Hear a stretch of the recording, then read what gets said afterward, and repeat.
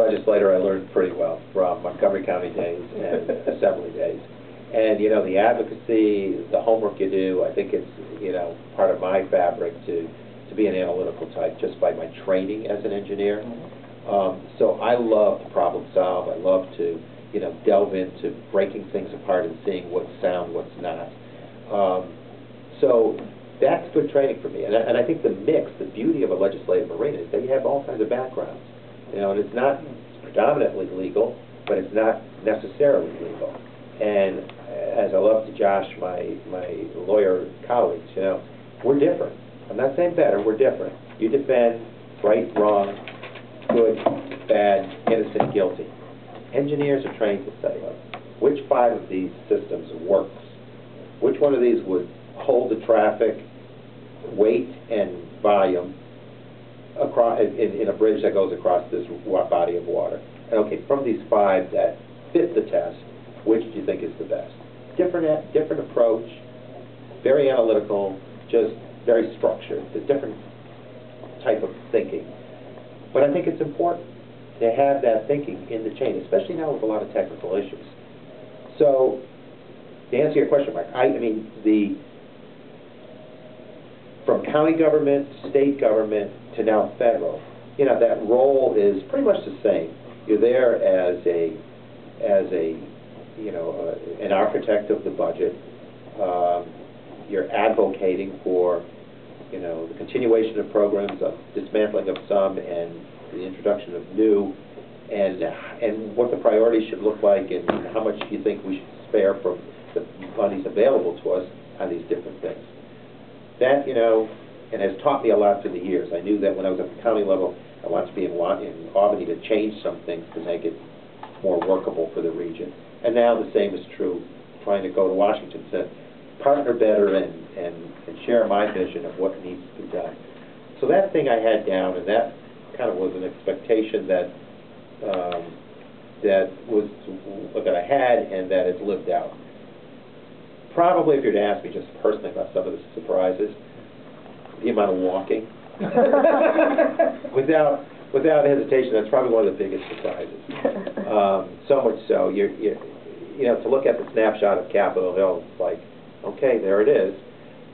Until you start walking it, I mean, just to walk in the Capitol building from end to end is a jaunt. But to then go from the Hill across the street, from Cannon down to Longworth down to the Rayburn building, is, you know, the separation is large. Each building in and of itself, again, is huge. And you're running from office with constituents, committee meeting at another building, running back into the office for constituents, or to the floor for a vote. For some votes, you'll be back in an hour or two. Run back to a hearing in another building, back to constituent hours. And they claim that, what, 6, 7, 8 miles is the average a day? Wow. So the walking time is, you know, the rollerblades would work, you know, something. Segway. Skateboards, yeah. You know, that is a big change, and the demands on your time.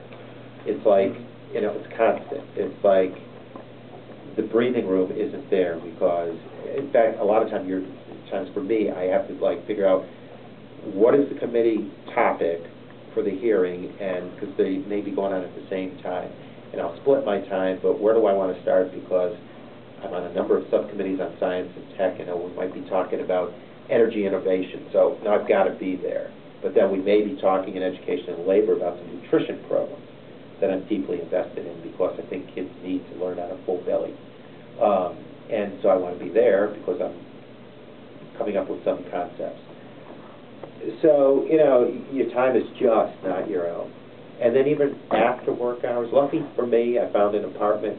My staff found an apartment for me, the truth be told, because they thought I needed to get on with that agenda. I was more concerned about committee assignments and hiring staff, sure. So I thought I'd come later in the picture. But they found it like in an hour or two, which was like taking me weeks to find. So, but anyhow, luckily I live 2 minutes from the Capitol, from my door, work door, so I can walk to work. It's like kind of the 60s revisited for me. Yeah, well, I've never walked to work in my life. For so. somebody who has a reputation in the district as being everywhere at every time, you already kind of shown that you were a master of juggling your time back then, so this couldn't have been that much of an adjustment for you. Right. Well, you know what? I'm so used to the time commitment in these jobs that when I went to Washington just being busy, it was just a different type of busy.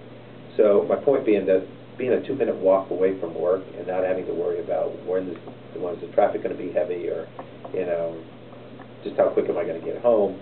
This is like, you find yourself, a typical day is 5 a.m.